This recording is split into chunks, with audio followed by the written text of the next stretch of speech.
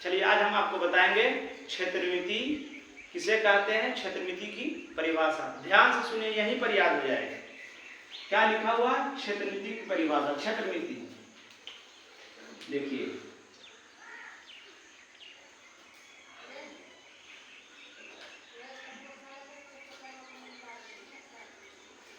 क्षेत्र माने होता है भूमि, क्षेत्र माने मिति माने माप।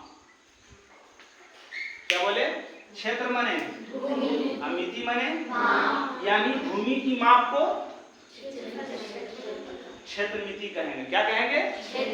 भूमि की माप को, भूमि को मापेंगे तो क्षेत्र माने भूमि, मिति माने तो क्षेत्रमिति किसको कहेंगे? भूमि की माप को क्षेत्रमिति कहेंगे। क्या कहेंगे? भूमि की माप को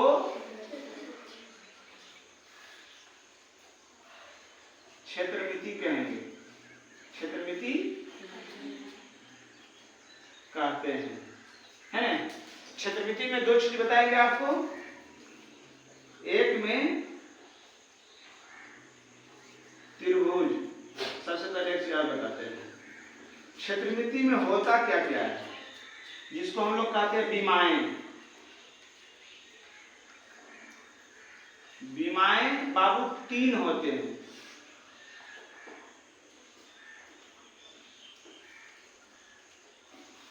विमाएं कितने होते हैं? तीन होते हैं। विमाएं कितना होता है?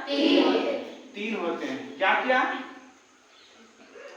लंबाई, चौड़ाई, ऊंचाई, है ना। बीमा कितना होता है? तीन होता है। बीमा कितना होता है? तो अगर आपको बोल दें कि लंबाई आयत में कितना बीमा है? आयत में दो बीमा है, लंबाई और चौड़ाई। ऊंचाई उसमें दर्शाए हैं।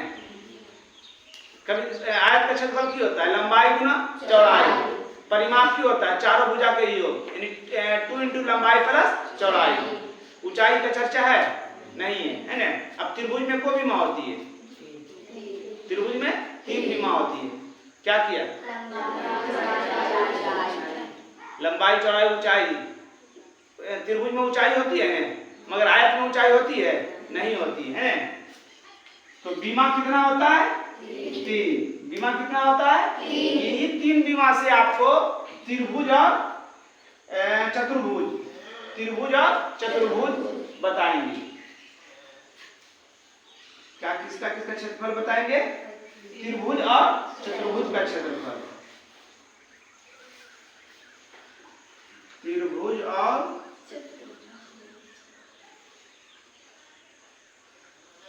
चतुर्भुज का क्षेत्रफल किसका किसका बताएंगे? इस तीनों, इस दोनों आकृति त्रिभुज और चतुर्भुज में कितना बीमा आएगा? तीन बीमा आएगा। कितना बीमा आएगा? क्या क्या? लंबाई, चौड़ाई, ऊंचाई। लंबाई, चौड़ाई।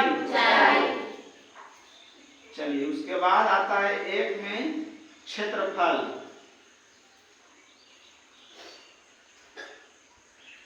क्या आता है?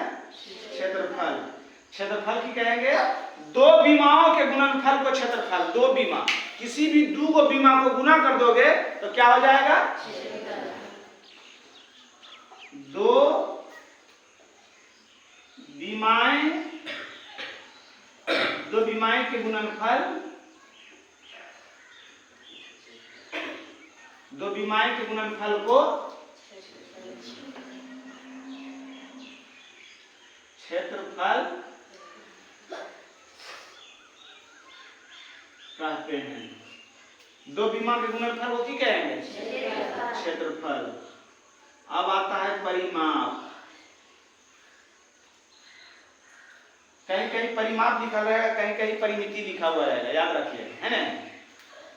तो क्षेत्रफल किसको कहेंगे? नहीं पढ़ा जाता है। दो बीमाएं के गुणनफल को, जैसे अगर जैसे बोल दे, जैसे लंबाई गुना चौड़ाई, चौड़ाई गुना ऊंचाई, ऊंचाई गुना लंबाई। ये सब क्या है? क्षेत्रफल का सूत्र है। क्या है? क्षेत्रफल का सूत्र है। किसी भी दो गो बीमा को गुना कर देंगे तो क्या हो जाएगा? क्षेत्रफल हो जाएगा। क्या हो जाएगा? क्षेत्रफल। अब आ जाता है परिमाप। परिमाप किसको कहेंगे? किसी भी आकृति के, किसी भी आकृति की भुजा के योग, किसी भी आकृति के भुजा, जैसे चतुर्भुज, चतुर्भुज में को भुजा है? चार भुजा। चतुर, चतुर माने चार, चतुर है ना, चतुर्भुज में चार भुजा है। तो चारों भुजा के जोड़ देंगे तो समझ जाएंगे क्या है? परिमाप। अरे क्षेत्रफल तो बीमा के गुणनफल कौन कहेंगे? कहाँ रहता है? क्षेत्रफल किसको कहेंगे? बीमा के गुणनफल, गुना में किए हुए हैं। जोड़ के मतलब, योग के मतलब क्या होता है? जोड़, जोड़ना है। अगर किसी भी आकृति के उसकी भुजा को जोड़ देंगे, जैसे जिस रूम में तुम बैठा हुआ हो इसकी भुजा को जोड़ेंगे तो क्या हो जाएगा? परिमाप। कहने का अगर मतलब हो गया, अगर पूछ दे इस टाइप से आपसे क्वेश्चन कि इस रूम का, इस वर्ग का दीवार को रंगना है। किसको रंगना है? दीवार को रंगना है। तो अगर दीवार को रंगना है तो इस रूम का क्या निकालेंगे? परिमाप। क्यों? क्योंकि दीवार को रंगना है तो दीवार आयताकार, इसकी आकृति क्या? आयताकार। अब चारों भुजा है, चारों भुजा को क्या कर देंगे? जोड़ देंगे तो क्या हो जाएगा? परिमाप। तो क्या बोले? क्या बोले? किसी भी आकृति, किसी भी आकृति, किसी भी आकृति की भुजाओं,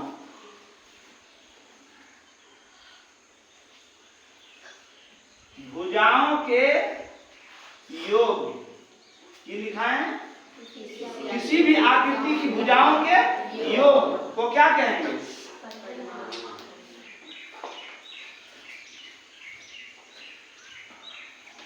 परिमाप कहते हैं। समझ गए? सब फिर एक बार दोहरा देते हैं। क्षेत्र मिति किसको कहेंगे? क्षेत्र माने और मिति माने यानी भूमि की माप को। क्षेत्र मिति में कितना बीमा होता है? मतलब इन दोनों में, त्रिभुज और चतुर्भुज में क्या क्या बीमा होती है? लंबाई, चौड़ाई, ऊंचाई। आपको क्षेत्र मिति में क्या क्या बताएंगे हम? त्रिभुज और चतुर्भुज। क्षेत्रफल किसको कहेंगे? दो बीमा, किसी भी दो को बीमा को जोड़ दो। बीमा को है? बीमा को है? तीन गो, तीन बीमा है। अब तीन बीमा में किसी भी दो को गुना कर दोगे तो क्या हो जाएगा? क्या हो जाएगा? और किसी भी आकृति के उसकी भुजा को जोड़ देंगे क्या हो जाएगा? क्या बोले? किसी भी आकृति के भुजा को जोड़ देंगे, जितना भुजा उसको उसमें है सबको की करेंगे? जोड़ देंगे तो क्या निकल जाएगा? क्या निकल जाएगा? परिमाप। जैसे आपको बोल दें हम कि किसकी आकृति है? एक भुजा, दो भुजा, तीन भुजा। तो तीन भुजा है तो त्रिभुज हो गया। तो त्रिभुज की आकृति है। अगर इसका परिमाप निकालने के लिए कहेगा, है ना, तो क्या निकालेंगे? इसकी भुजा को क्या करेंगे? जोड़ देंगे। तो इसकी भुजा क्या क्या क्या नाम है? AB, BC, CA, CA या AC, है ना? तीनों भुजा देख दीजिए, AB, BC और AC, तीनों भुजा को क्या किए? जोड़ दिए। की हो गया? परिमाप निकल गया। निकल गया ना? अगर यही इसी में कह देंगे हम चतुर्भुज का परिमाप निकालेंगे, ABCD परिमाप की करेंगे? चतुर्भुज के भुजा के जोड़ देना है। कितनी भुजा है? AB, BC, CB और DA भी बोल सकते हैं, AD भी बोल सकते हैं, उसमें कोई दिक्कत नहीं है। AD है ना? अब किसी का मन हो जाएगा DA लिखेंगे तो लिख सकते हैं। आगे समझ में? अगर दो बीमा को गुना कीजिएगा तो क्यों निकलेगा? क्षेत्रफल और उस वो आकृति की सब भुजा को जोड़ दीजिएगा तो क्या निकल जाएगा? परिमाप। समझ गया? उतारिए। चलिए देखिए अब आते हैं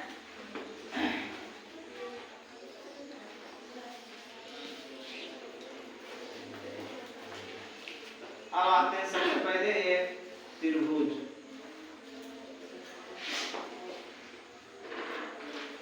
त्रिभुज कहेंगे किसको? तीन भुजाओं से घिरे हुए क्षेत्र को बोले तीन भुजाओं से घिरे हुए क्षेत्र को, तीन भुजाओं से घिरे हुए क्षेत्र को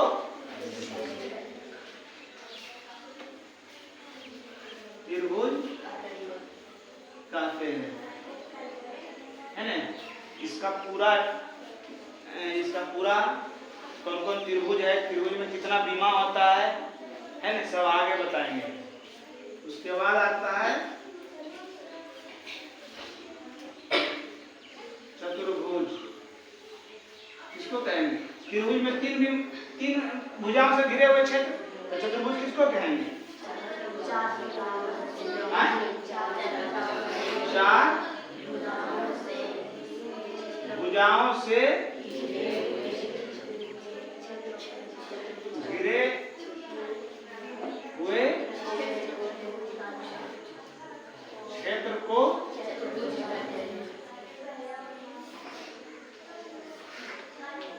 चतुर्भुज कहते हैं। क्या कहेंगे? चतुर्भुज। तीन भुजाओं से घिरे हुए क्षेत्र को त्रिभुज, या चार भुजाओं से घिरे हुए क्षेत्र को, ये हुआ त्रिभुज की आकृति, और ये हुआ चतुर्भुज की आकृति, है ना? चार भुजा, एक भुजा, दो भुजा, तीन भुजा, एक भुजा, दो भुजा, तीन भुजा, चार भुजा। कोई दिक्कत है?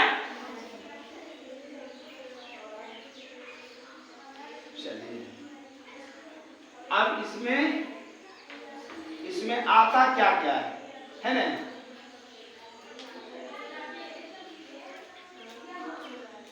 इसमें आता क्या क्या, एक चीज और हल्का सा बता देते हैं। त्रिभुज और चतुर्भुज,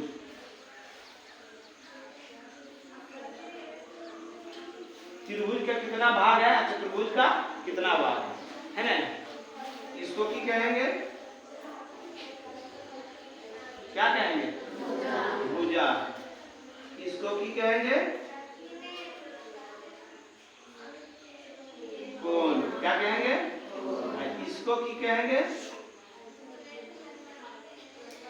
की कहेंगे? शीर्ष। तो बताइए तो को भाग हुआ? अब एक अक्षर में जोड़े जी, एक भुजा, दो भुजा, तीन भुजा, तीन गो भुजा हुआ, अब को कोण, एक कोण, दो कोण, तीन गो कोण हुआ, और शीर्ष को हुआ तीन गो, कितना हो गया? 9 गो। कितना हो गया? 9 गो। चतुर्भुज में बताइए तो, चतुर्भुज में बताइए, अब तुम जोड़ के बताओ। चतुर्भुज में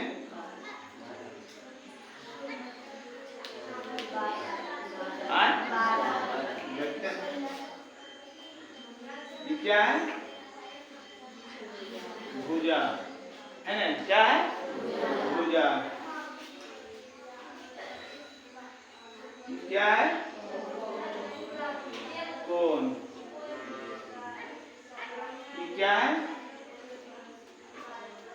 विकर्ण। क्या है? विकर्ण। समझ रहा है ना? और क्या? शीर्ष भी नहीं था, शीर्ष था, है ना?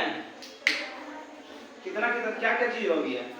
4 गो कोण हो गया, 4 गो भुजा हो गया, 2 गो विकर्ण हो गया, और क्या है? और शीर्ष 4 गो हो गया, है ना? 4 गो शीर्ष हो गया। तो की आया इसमें आपको? कोण आ गया, उसके बाद भुजा आ गया, उसके बाद शीर्ष आ गया, उसके बाद विकर्ण आ गया। समझ रहे हैं? अब इतना चीज के बारे में आपको हम बताएंगे। सबसे पहले आता है सम्मुख कोण।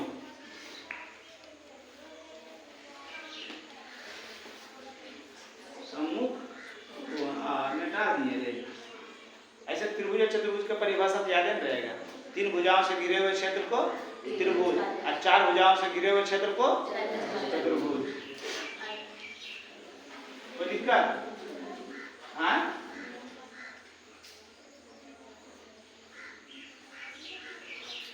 क्या लिखा है? सम्मुख कोण है ना, सम्मुख कोण। कोण बताए थे मगर उसमें होता है सम्मुख कोण। सम्मुख, सम्मुख का मतलब होता है जिसका मुख आमने सामने हो, जिसका मुख आमने सामने हो उसको क्या कहेंगे? सम्मुख है ना। जैसे ई कोण के सामने वाला, ई कोण के सामने वाला मुख कौन? इस कोण के सम्मुख कौन कौन होगा? इसके सामने कौन कौन है? ये वाला। इसके सामने वाला कौन है? तुम वहां पर खड़ा होकर देखोगे है ना, देखोगे वहां पर खड़ा होकर तुम्हारा मुंह उस साइड रहेगा, यहाँ पर खड़ा होकर देखोगे तुम्हारा मुंह इस साइड रहेगा। बात समझ रहा है ना? तो इसी को क्या कहेंगे? सम्मुख कोण। क्या कहेंगे? सम्मुख कोण। सम्मुख कोण किसको कहेंगे? आमने सामने के कोण को क्या बोले?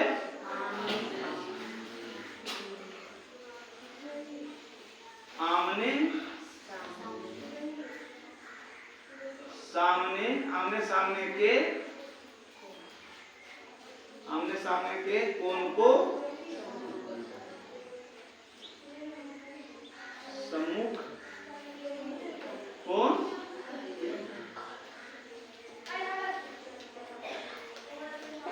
क्या बोले? आमने सामने के कोण को सम्मुख कोण कहेंगे। आप बताइएगा तो जरा सा। कोण ए का सम्मुख कोण बताओ।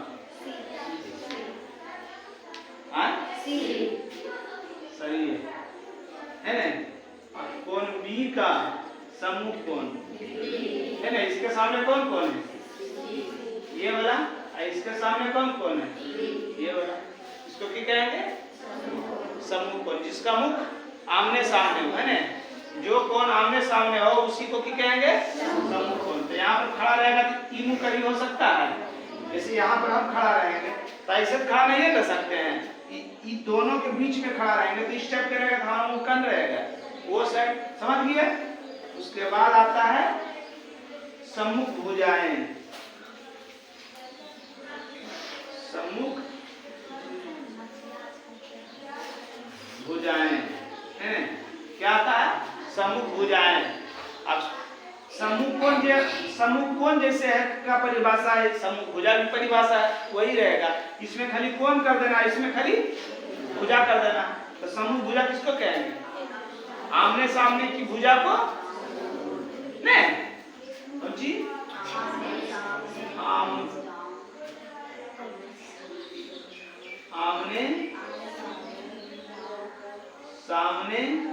आमने सामने की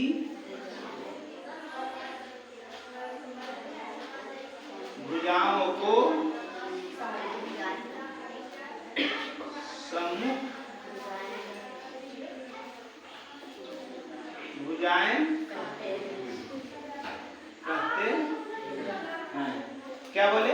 आमने सामने की के भुजा, आमने सामने के भुजाओं को, आमने सामने के भुजाओं को के भुजाओं को सम्मुख भुजा कहेंगे। बताइए। ए बी की सम्मुख भुजा बताइए तो। ए बी के सामने वाला भुजा,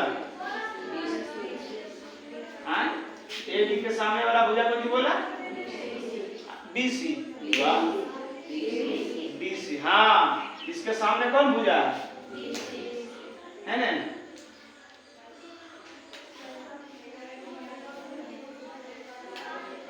बीसी बोलो या सीडी बोलो। बात तो बोलो एक सर हम बोलते हैं डीसी, आप लिखते हैं सीडी का है, तो पहले सी आता है इसलिए सी लिखते हैं, उसके बाद डी आता है इसलिए डी लिखते हैं। बात समझ रहा है ना? जो पहले आएगा उसको पहले लिखते हैं। सर बोलने में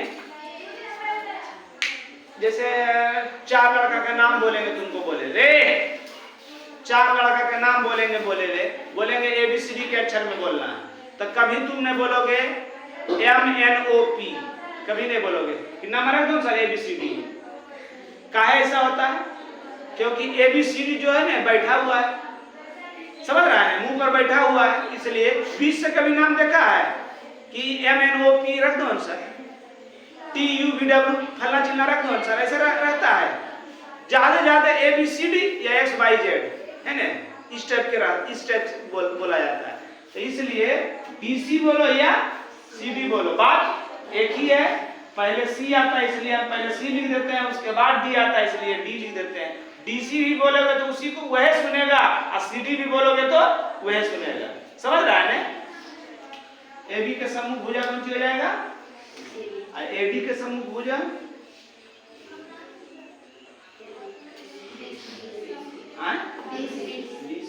होगा ना?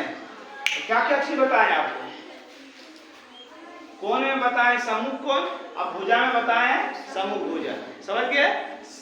आमने सामने की भुजा को, आमने सामने की भुजाओं को सम्मुख भुजा कहते हैं। समझ रहे हैं? और आमने सामने के कोण को सम्मुख कोण कहेंगे। चित्र से लेकर अभी तक ही बता दिए, उठाएगा चित्र उतारना बड़ी लेट करेगा मगर तुम। चलिए आइए,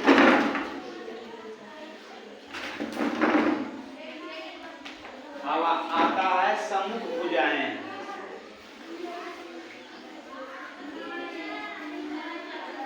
सम्मुख भुजा तो लिखा दिए आसन भुजाएं।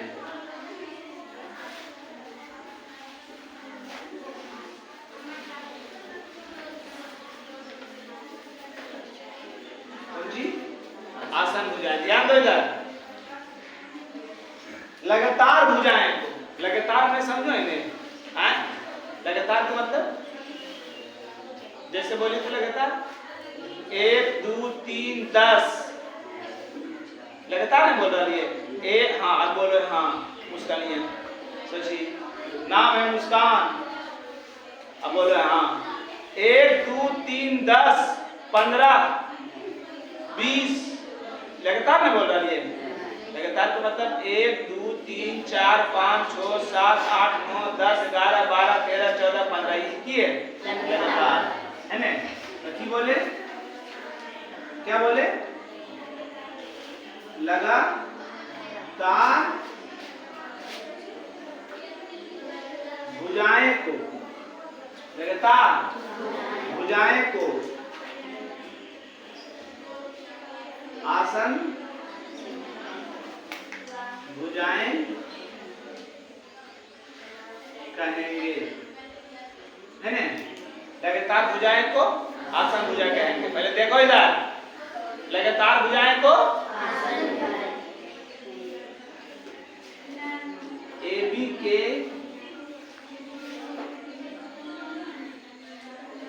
आसन भुजाएं, बताओ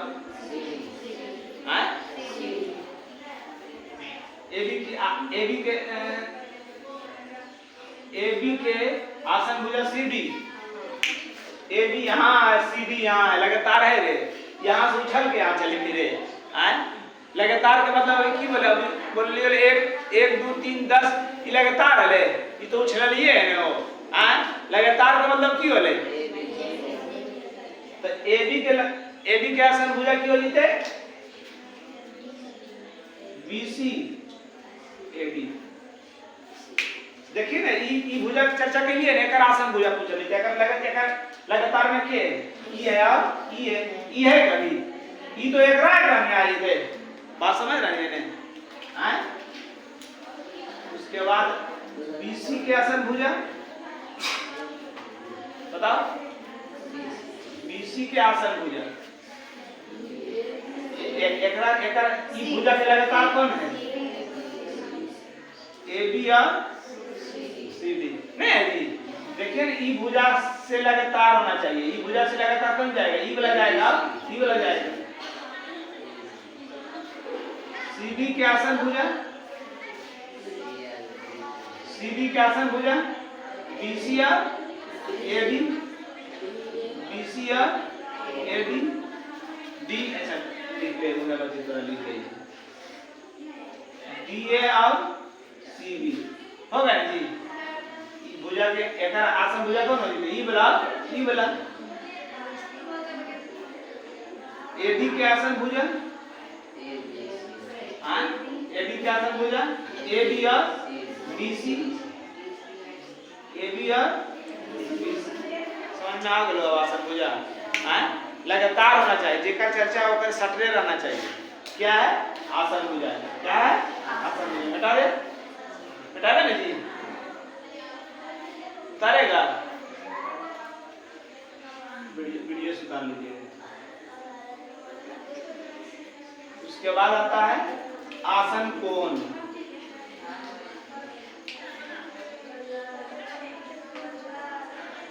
आसन कोण, आसन भुजा, आसन कोण। भुजा लगातार रहेगा तो क्या होगा? आसन भुजा और कोण लगातार रहेगा क्या होगा? लगातार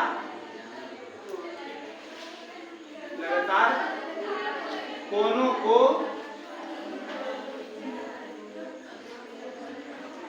आसन कहते हैं, नहीं आसन को कहते हैं। अब बताइए ए का कोण, ए का आसन को बताओ।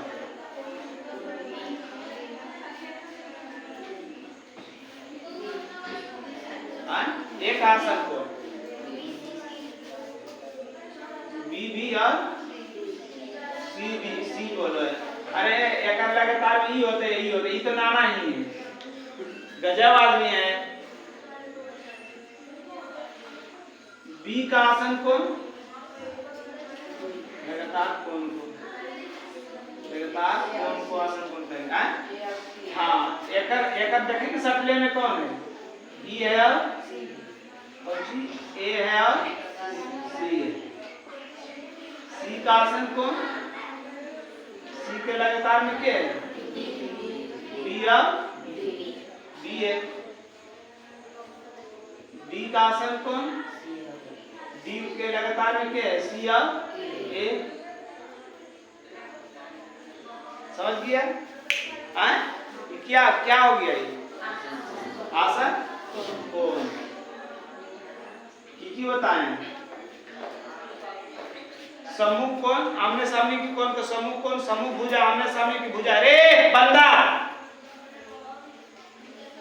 लिख के तो एक दिन सुनाती नहीं है, लिख के तो कापी में जमा करके फलेले की गोली में देकर रख देना, अपना बाल बच्चा को दिखाना। इतना परिभाषा तक ये मात करो, ये सुना बोल ये सब पागल कहीं का सब की बता रहे हैं। सम्मुख कोण, आमने सामने कोण को सम्मुख कोण, रटे की बात है यार इसमें।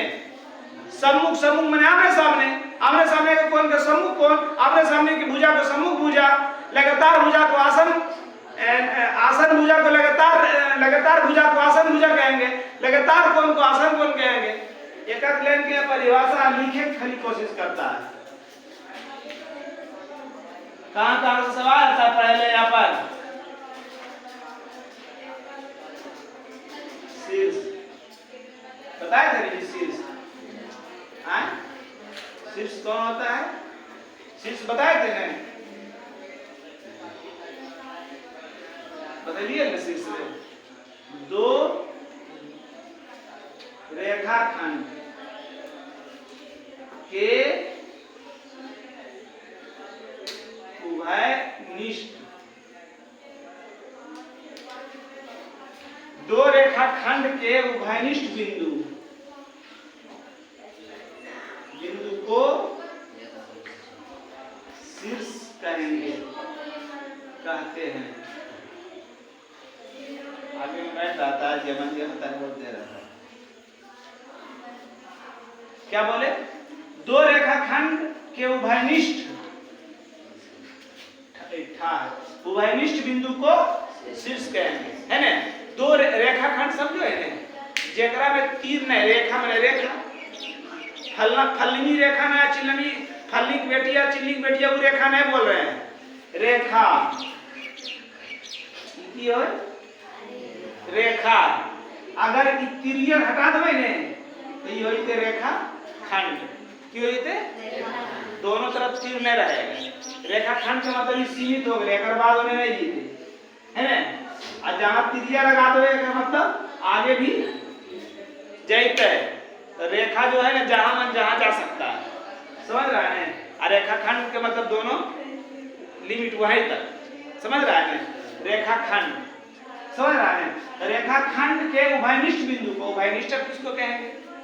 उभयनिष्ठ का मतलब ये हुआ कि वैसा बिंदु दो रेखा खंड में कर ले, दो को वैसा बिंदु जो इसमें भी रहे और इसमें भी रहे, है ना। दो को रेखा खंड लेना है, को रेखा खंड लेना है दो को। अब दोनों रेखा खंड में वो बिंदु लेंगे जो दोनों रेखा खंड में होना चाहिए, समझ रहा है ना। उसी को की कहेंगे उभयनिष्ठ। उभयनिष्ठ के मतलब जैसे आपको अंक में बताते हैं उभयनिष्ठ 12 16 12 दोनों के उभयनिष्ठ अंक बताइए, संख्या बताइए। वैसा संख्या बताना है जो इसको भी काट दे। महत्तम संख्या, महत्तम बड़ा से बड़ा संख्या बताना है आपको जो इसको भी काट दे, इसको भी काट दे। छोने होगा, हाँ छो इसको काटेगा इसको काटेगा नहीं। ये दोनों का उभयनिष्ठ की हो गया 4। आप समझ में आया ना उभयनिष्ठ? आप चित्रवास बताएंगे तो पूरा समझ में आएगा। रेखाखंड जैसे हम ई रेखाखंड लिए और ई रेखाखंड लिए, है ना। तो उभयनिष्ठ बिंदु कौन होगा? जो वैसा बिंदु जो दोनों को टच करे, एकदम उभयनिष्ठ बिंदु है। कौन उभयनिष्ठ बिंदु है? अगर एकरा में ई ले लिए, जैसे बिंदु बात के मान कर लेंगे, एक को ऐसा बिंदु जना रहा जो इहो रेखवा में इहो रेखवा में जना रहा है। अरे एक नाम तो देखिए एक रंग जना रहे हैं।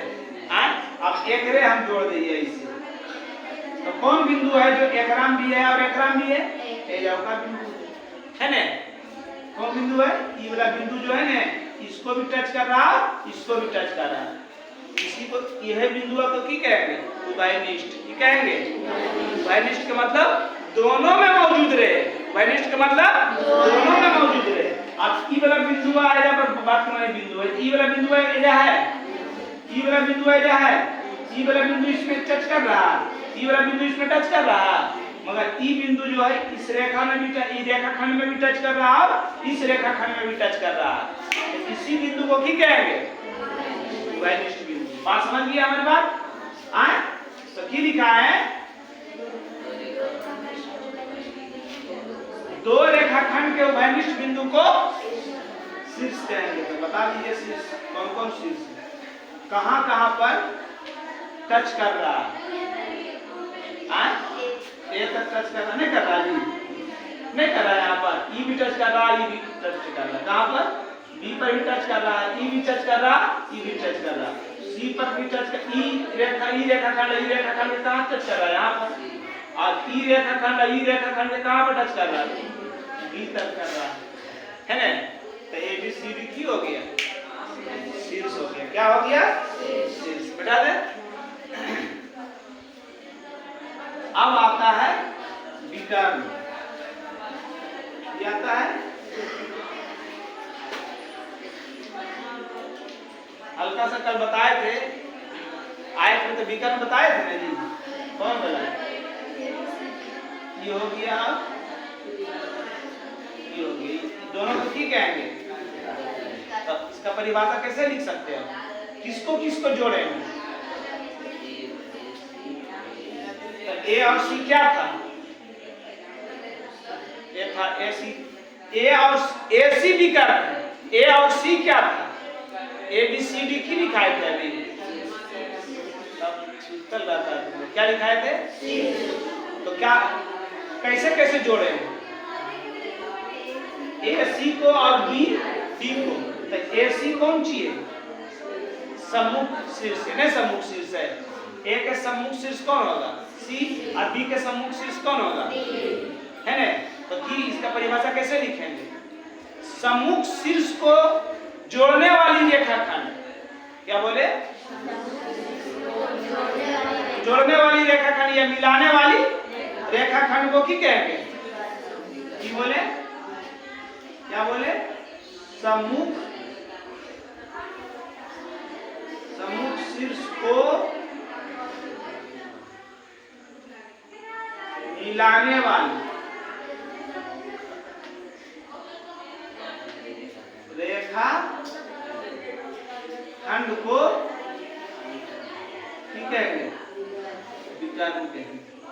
समझ गया, क्या बोले, क्या बोले,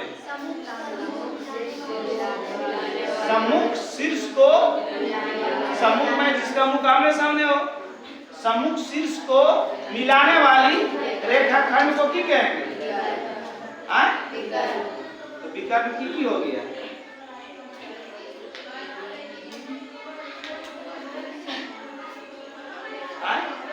विकर्ण की हो गया, एसी और बीडी, एसी और बीडी की हो गया विकर्ण। समझ गया। अब इतना आप याद करके आइएगा तो आपको सबसे पहले चतुर्भुज बताएंगे या त्रिभुज बता देंगे, त्रिभुज बताएंगे, नहीं आयत नहीं स्टार्ट है आपका चैप्टर, तो सबसे पहले चतुर्भुज बताएंगे, उसके बाद त्रिभुज बताएंगे। समझ गया, चलो।